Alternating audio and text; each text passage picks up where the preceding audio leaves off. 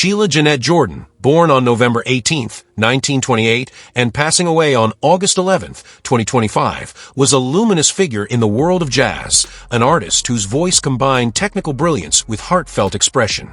She was far more than a singer. She was a storyteller who poured her life into every note.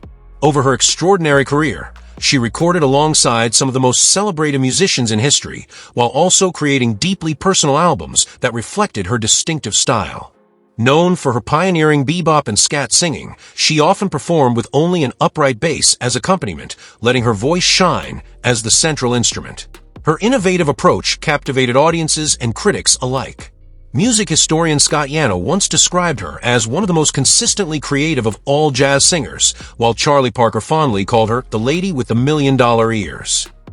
By the time of her passing, her decades of artistry had earned her a net worth estimated at $5 million. Her story began in Detroit, Michigan, where she entered the world on a cold November day in 1928. From the start, life presented challenges. Her mother, only 17 years old, struggled with alcoholism, and eventually Sheila was sent to live with her grandparents in the small coal mining town of Summerall, Pennsylvania. Tucked away in the Allegheny Mountains, it was a place of hard work and limited resources. Sheila grew up with 9 children who were technically her aunts and uncles in conditions marked by deep poverty. The family had no running water, relied on an outhouse, and endured brutal winters by sleeping together under blankets in a single bedroom. Her grandfather's drinking added to the instability, and Sheila would later recall, "We were probably the poorest people in a poor town." Despite the hardships, music became her refuge. Singing offered her a way to escape the weight of her circumstances, and even in her earliest years, she clung to it as both comfort and inspiration. In the early 1940s, she returned to Detroit to live with her mother. The city's vibrant jazz scene became her training ground, and she quickly immersed herself in it. She sang and played piano in local clubs and eventually joined the vocal trio Skeeter, Mitch, and Gene, taking Gene from her middle name.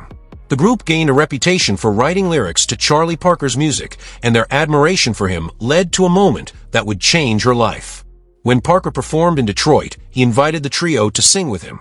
For Sheila, this was not only a thrilling experience, but also a powerful affirmation of her talent from a musician she deeply admired.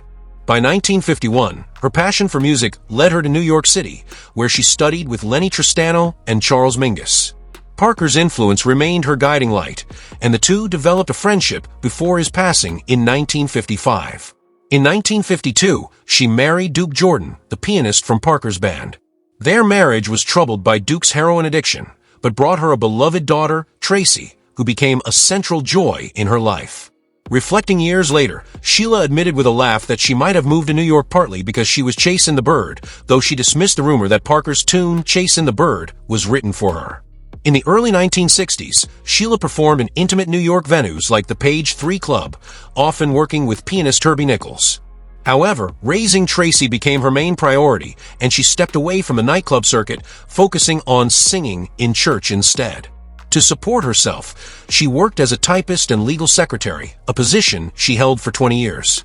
Though she put her career on hold, her passion for music never faded. It simply waited for the right moment to resurface. That moment came in 1962 when she recorded "You Are My Sunshine" with George Russell for his album The Outer View. Later that year, she released her debut album Portrait of Sheila with Blue Note Records, an unusual and prestigious opportunity for a jazz vocalist at the time. The album received critical acclaim and marked the start of her long creative partnership with pianist Steve Kuhn. In the years that followed, she collaborated with musicians including Don Heckman, Lee Konitz, and Roswell Rudd. The 1970s ushered in a period of renewed creativity.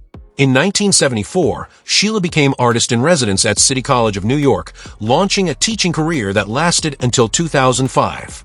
She also taught at the University of Massachusetts Amherst, the Vermont Jazz Center, Interplay Jazz and Arts, and at workshops around the world, sharing not just her musical knowledge, but also her philosophy that jazz was an art form rooted in honesty and personal truth.